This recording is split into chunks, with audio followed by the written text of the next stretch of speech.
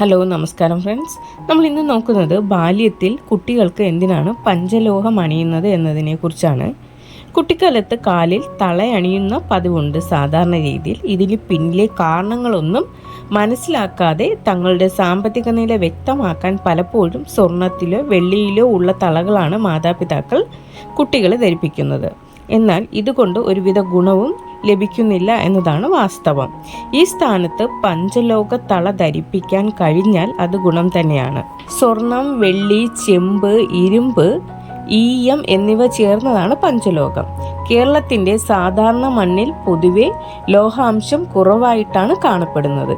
ഈ കുറവ് പ്രകൃതിയിലും ഇവിടെ അധിവസിക്കുന്ന മനുഷ്യരിലും ദൃശ്യമാകും.